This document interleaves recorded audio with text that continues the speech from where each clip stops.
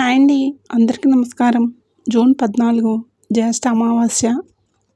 ఈ యొక్క అమావాస్య అనేది మనకి అమావాస్య గడియలు పైగా ఆదివారంతో పాటు కలిసి వస్తున్నాయి. వృషభ రాశి వారు జాగ్రత్తగా వినండి.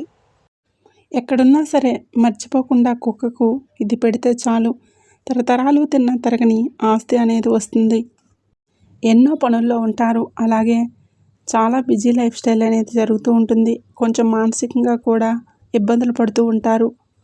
ఈ రాశివారు ఇలా చెప్పుకుంటూ పోతే ఈ మధ్యకాలంలో గత కొన్ని రోజుల నుంచి కొన్ని నెలల నుంచి డబ్బు కూడా చేతిలో నిలకడగా ఉండటం లేదనే చెప్పుకోవచ్చు. అలాగే మీకు ఎప్పుడూ కూడా ఏదో ఒక కష్టంతో సమస్యలతోటి అనారోగ్య సమస్యలతోటి లేదంటే తరచుగా ఇంట్లో భార్యాభర్తల మధ్య గొడవలు జరగటం లేదంటే పిల్లలు చెప్పిన మాట వినకపోవటం మానసికంగా కృంగిపోయి ఉంటారు ఈ రాశివారు. కాబట్టి ఎన్ని పనుల్లో ఉన్నా కానీ గుర్తించుకొని ఈ అమావాస్య రోజు కుక్కకు ఇది పెడితే చాలండి. మీరు ఏ సమస్యలతోటి బాధపడుతున్నా కానీ అలాగే జాతకపరంగా మీకు ఉన్నటువంటి శని దోషాలు పోవాలన్నా కానీ ఏళ్ళనాటి శని దోషాలు పోవాలన్నా కానీ మృతి దోషాలు పోవాలన్నా కానీ మీరు చేస్తున్నటువంటి వృత్తి వ్యాపారాల్లో అదృష్టం అనేది మీకు కలిసి రావాలన్నా కానీ ఈ అమావాస్య రోజు కుక్కకి ఇది పెట్టండి చాలు.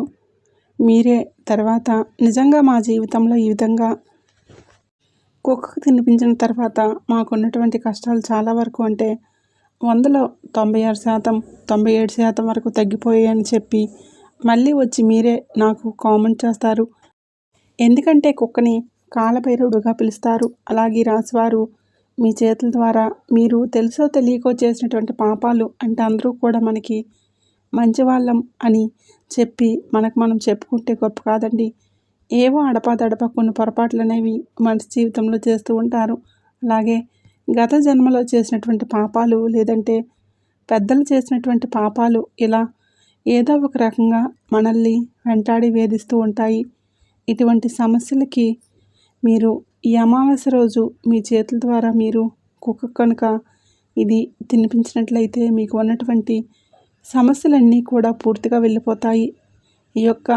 ఈ రాశివారికి గత కొన్ని నెలల నుంచి గ్రహాల యొక్క వ్యతిరేక స్థితి అనుకూలంగా లేకపోవటం వల్ల వ్యతిరేకంగా ఉండటం వల్ల తరచుగా మానసికంగా కృంగిపోవటం ఏదో ఒక సమస్య అనేది అంటే ఇది పోయిందిలే కాస్త ఈ క్షణం మేము సంతోషంగా ఉన్నాము అనుకునే లోపే ఏదో ఒక సమస్య వెంటనే వచ్చేస్తూ ఉండటం. అలాగే సముద్రపు అలలు అనేవి ఏ విధంగా ఎగిసిపడుతూ ఉంటాయో అలాగే మళ్ళీ వెనక్కి అంతే వేగంతో వెళ్ళిపోతూ ఉంటాయో వీరి మనసులో మెదడులో ఆలోచనలు కూడా ఎప్పుడు అలా రన్నింగ్లో తిరుగుతూ ఉంటాయన్నమాట. వీళ్ళ మైండ్ అనేది వీళ్ళు అనుకుంటారు, నేనెందుకు ఎంత ఆలోచిస్తున్నాను, ఇంత ఆలోచించడం వల్ల నేను మానసికంగా కృంగిపోతున్నాను, అలాగే శారీరకంగా నేను యాక్టివ్గా ఉండలేకపోతున్నాను, నాకు ఇంత ఆలోచన అనేది అనేక నష్టాలను తీసుకొచ్చి పెడుతుందని చెప్పి నాకు అర్థమవుతుంది. అయినా కానీ ఈ ఆలోచన నుంచి నేను బయటపడలేకపోతున్నానని చెప్పి చాలా రకాలుగా ఇబ్బందిగా ఫీల్ అయిన రోజులు కూడా మీ జీవితంలో ఉన్నాయి. కాబట్టి ప్రతి సమస్యకు కూడా మీరు అమావాస్య రోజు ఈ చిన్న పని చేసి చూడండి. మీరు తరతరాలు తిన్న తరగని ఆస్తితో పాటు ఆనందం, ఆరోగ్యం, ఆయుస్సు, గ్రహాల యొక్క అనుకూల స్థితి మీరు ఏది అనుకొని సంకల్పించుకొని ఈ పని చేస్తారో ఆ సంకల్పం అనేది ఖచ్చితంగా సిద్ధిస్తుందన్నమాట. ఇక ఆలస్యం చేయకుండా వీడియోలోకి అయితే వెళ్ళిపోదాం. వీడియోలోకి వెళ్ళే ముందు ఒక చిన్న రిక్వెస్ట్ అండి. మొదటిసారి మన ఛానల్ని చూస్తున్నట్లయితే ఇప్పుడే సబ్స్క్రైబ్ చేసుకొని వీడియోకి లైక్ ఇచ్చి హైప్ ఇచ్చి కొంతమంది మీ రాశి వారికి ఈ వీడియోని షేర్ చేయడం మాత్రం అసలు మర్చిపోకండి. మీ యొక్క మానసిక స్థితి అనేది ఏ విధంగా ఉంటుందంటే కనుక ఇప్పుడు ప్రస్తుత కాలంలో మనం గమనించుకున్నట్లయితే ఏదైనా కానీ అందరికంటే నేను మంచిగా ఉండాలి, ఒకరి కింద చేయి చాచకూడదు, డబ్బును బాగా సంపాదించాలి, ఏదో ఒక వృత్తిలో నాకంటూ ఒక ప్రత్యేకమైన గుర్తింపును తెచ్చుకోవాలి, నా పనులు నేనే అంటే పోస్ట్పోన్ చేయకుండా ఏ రోజువి ఆ రోజు చేసుకుంటూ వెళ్ళిపోవాలని చెప్పి చాలా పర్ఫెక్ట్ మైండ్ సెట్ తోటి ఆలోచిస్తారు. కానీ దానికి వ్యతిరేకంగా జరుగుతుంది. పనులన్నీ కూడా పోస్ట్పోన్ చేయడం, అలసటగా ఉండటం, బద్ధకంగా అనిపించడం, చేతిలో ఉన్న రూపాయి, అర్ధ రూపాయి కూడా ఏదో ఒక కారణంగా అనవసరమైన ఖర్చులు అనేవి ఎక్కువగా పెరిగిపోతూ ఉండటం, మానసికమైనటువంటి ఆందోళన, ఇంట్లో తరచుగా భార్యాభర్తల మధ్య గొడవలు జరుగుతూ ఉండటం, దానివల్ల కొంచెం డిప్రెషన్లోకి వెళ్ళిపోవటం, పిల్లలు చెప్పిన మాట వినకపోవటం, ఇలా ఏదో ఒకటి. ఎందుకంటే గత కొన్ని నెలల నుంచి మీకు గ్రహాలు పూర్తిగా వ్యతిరేకంగా ఉన్నాయని చెప్పుకోవచ్చు. కాబట్టి మీకున్నటువంటి ఈ పరిస్థితి నుంచి మీరు అర్జెంటుగా బయటపడాలి. ఎందుకంటే మనిషికి సంతోషమే సగం బలం, సంతోషమే ఆయుష్ని పెంచుతుంది. మనిషి ఎప్పుడూ ఏదో ఒక ఆలోచనతోటి అలా డిప్రెషన్లోకి వెళ్ళిపోతే ఏమవుతుందంటే తిన్న ఒక ముద్ద కూడా శరీరానికి వంట పట్టదు. ఎప్పుడూ కూడా తరచుగా అనారోగ్య సమస్యలు అనేవి వస్తూ ఉంటాయి. అలాగే కోపం, ఆవేశం అనేవి ఎక్కువగా పెరిగిపోవటం వల్ల మానసికంగా డిప్రెషన్లోకి వెళ్ళిపోతే ఒంటరితనాన్ని ఫీల్ అయిపోతారు. రకరకాలైనటువంటి పిచ్చి ఆలోచనలతోటి మీ మనసంతా కూడా పాడైపోతుందన్నమాట. కాబట్టి మీ యొక్క శని యొక్క అనుగ్రహం అనేది మీ మీద పుష్కలంగా కలిగి మీకున్న సమస్యలన్నీ కూడా ఈ చిన్న పరిహారం అనేది అమావాస్య తిథి రోజు చేసుకోవడం వల్ల మీకు కలుగుతుంది. అలాగే ముఖ్యంగా ఈ యొక్క పరిహారం అనేది చేసుకోవడానికి మీకు పైసా ఖర్చు కూడా ఉండదు. మీరు ఎక్కడికి కూడా వెళ్ళాల్సిన అవసరం లేదు. మీరు ఉన్న చోటే మీ ఇంట్లోనే ఉండి ఈ పరిహారాన్ని చక్కగా చేసుకోవచ్చు. మీరు చేస్తున్నటువంటి వృత్తి, ఉద్యోగ, వ్యాపారాల్లో కూడా ఎక్కువగా అంటే తరచుగా చిన్న చిన్న వాటికే ఎక్కువగా డిస్టర్బెన్స్ అనేది వచ్చేస్తూ ఉండటం, ఒకటి అనుకొని మరొకటి చేయటం, ఎంత కష్టపడి చేసినా కూడా చేసిన దానికి సరైనన్ని మార్కులు రాకపోవటం, మార్కులు అంటే కనుక మీరు ఎంతైతే ఎక్స్పెక్టేషన్స్ చేసుకుంటారో అంతగా దానికి విరుద్ధంగా పూర్తిగా డౌన్ అయిపోతూ ఉండటం, అయ్యో నేను ఇంత కష్టపడ్డాను, దీనికోసం నేను ఇంత సమయాన్ని కేటాయించాను, నా శక్తినంతా కూడగొట్టుకొని పనిచేశాను, అయినా కూడా నాకు చివరికి అందులో నిరాశ మాత్రమే మిగిలింది, నేను కోరుకున్నదైతే జరగలేదని చెప్పి చాలా వరకు కూడా దాని గురించి ఆలోచిస్తూ ఉండటం. ఈ మధ్యకాలంలో డబ్బు కూడా చేతిలో నిలకడగా మీకు నిలబడటం లేదు చెప్తూ ఉంటారు. మనిషికి బంధాలు ముఖ్యం, డబ్బు ముఖ్యం కాదని చెప్పి నిజానికి చెప్పుకోవాలంటే బంధాలు ముఖ్యమే. కానీ మనిషి నలుగురిలో విలువగా బ్రతకాలన్నా కానీ, నలుగురిలో ఒక గుర్తింపు తెచ్చుకోవాలన్నా కానీ, చిన్న చిన్న కోరికలు తీర్చుకోవడానికైనా చేతిలో డబ్బు చాలా అవసరం. ఈ రోజుల్లో డబ్బు లేనిదే ఏ పని కూడా జరగదు. అలాగే ఎవరూ కూడా మనకి విలువివ్వరు. 10 మందిలోకి వెళ్తే డబ్బున్న వాడిని ఒక రకంగా చూస్తారు, డబ్బు లేని వాడిని మరొక రకంగా చూస్తారు. మనిషికి ఒక నాడి లాంటిది డబ్బు. కాబట్టి ఖచ్చితంగా డబ్బు అనేది ముఖ్యం అన్న విషయం గుర్తుంచుకోండి. కాబట్టి ఆ డబ్బు కోసం, ఈ డబ్బును సంపాదించే ఈ వేటలో చాలామంది కూడా తప్పుడు మార్గాలను ఎంచుకుంటూ ఉంటారు. కానీ రాశివారు చాలా నిజాయితీపరులు. తమ యొక్క కష్టాన్ని తాము నమ్ముకుంటారే తప్ప ఎప్పుడూ కూడా తప్పుడు మార్గం వైపు అడుగులు పెట్టరు. అలాగే ఒకరి నుంచి మాయమాటలతోటి మభ్యపెట్టి వారిని మోసం చేసి డబ్బుని గుంజుకోవాలని చెప్పి ఏ రోజు కూడా ఆలోచించరు. నీతిగా, నిజాయితీగా బ్రతికే వారిలో మొదటి స్థానంలో ఈ రాశివారే ఉంటారు.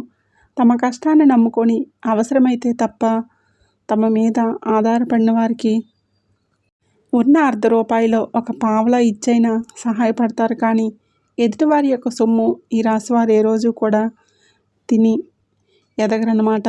కాబట్టి ఈ రాశివారికి చుట్టుప్రక్కల ఉండే సపోర్ట్ అనేది చాలా తక్కువగా ఉంటుంది. అలాగే పెద్దల నుంచి వచ్చిన డబ్బు కానీ, ఆస్తుపాస్తులు కానీ ఏవి కూడా వీరికి ఎక్కువగా ఉండవు అనే చెప్పుకోవచ్చు. చాలా తక్కువగా ఉంటాయి అని చెప్పుకోవచ్చు. వీరు చిన్నదైనా పెద్దదైనా వీరి కష్టాన్నే నమ్ముకొని వీరి కష్టం మీదే సంపాదించుకున్నదే అవుతుందే తప్పితే ఎవరూ కూడా వీరి యొక్క మనసులో కోరికలను అర్థం చేసుకునే పని ఏ రోజు కూడా వీరికి ఏది కూడా చేయలేదన్నమాట.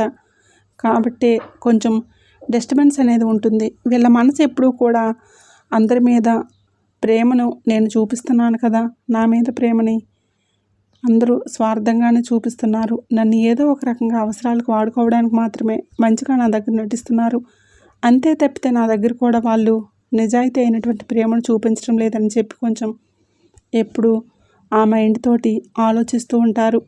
అలాగే చెప్పుకోవాలంటే భార్యాభర్తల విషయానికి వస్తే సగం జీవితం అంటే తల్లిదండ్రుల దగ్గర 20% బతికితే పిల్లలు మిగతా 75% ఒకరికొకరు భార్యాభర్తలు బ్రతకాలి. కానీ తరచుగా ఈ రాశి వారికి భార్యాభర్తల మధ్య ఎప్పుడు ఏదో ఒక సమస్య రావటం, తరచుగా గొడవలు పడుతూ ఉండటం, వీరికి ఈ యొక్క లైఫ్ పార్ట్నర్ వలన అసలు మనశ్శాంతి అనేది ఉండదన్నమాట. అయినప్పటికీ కూడా నేను సర్దుకోవాలి, నాకు ఈ లైఫ్కి ఇంకా ఇంతే, అంతకు మించి నేను ఎక్కువగా ఎక్స్పెక్టేషన్స్ అనేవి పెట్టుకోకూడదు, నా జీవితం అనేది ఇలా ముందుకు వెళ్ళిపోవాలి తప్ప నేను ఏది మార్చలేనని చెప్పి మళ్ళీ వీరికి వీరే మోటివేట్ చేసుకొని వీరిని వీరే ఓదార్చుకొని మళ్ళీ మామూలుగా ఉండడానికి చాలా చక్కగా ప్రయత్నిస్తారు.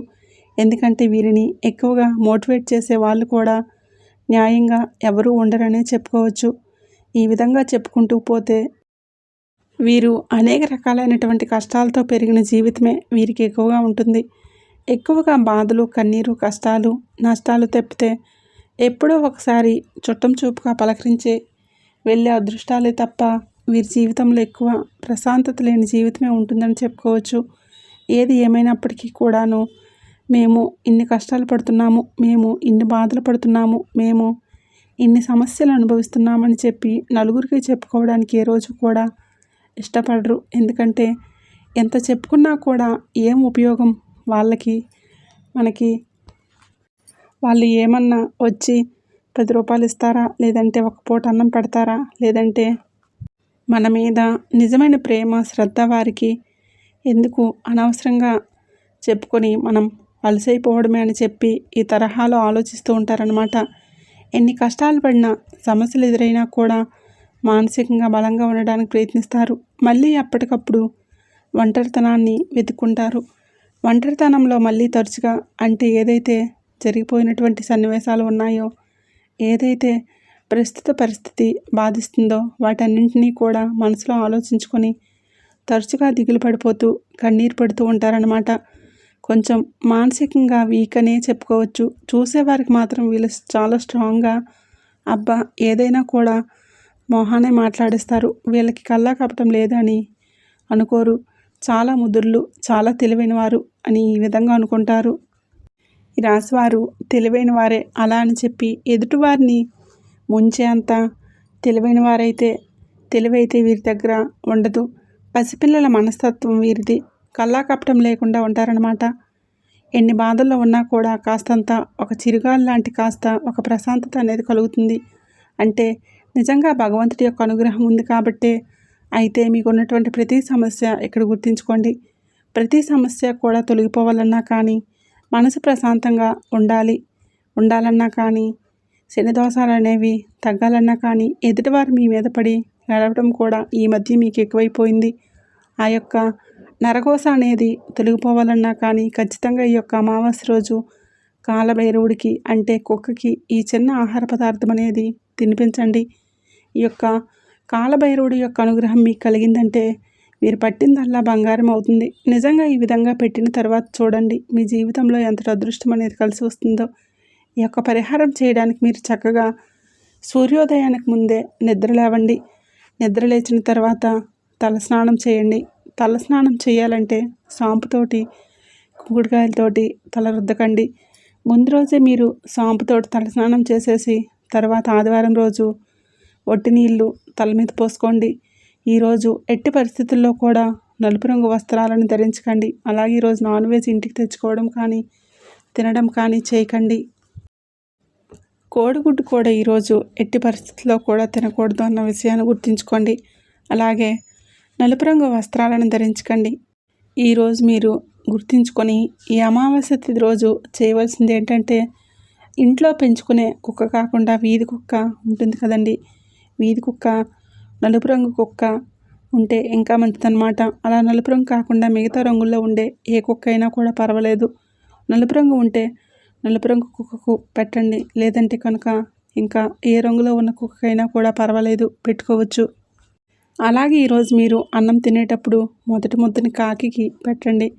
కాకి శని భగవానుడికి అధిపతి, పైగా అమావాస్య తిథి, అందులోనూ పితృదేవతల యొక్క అనుగ్రహం కూడా మనకు కలుగుతుంది.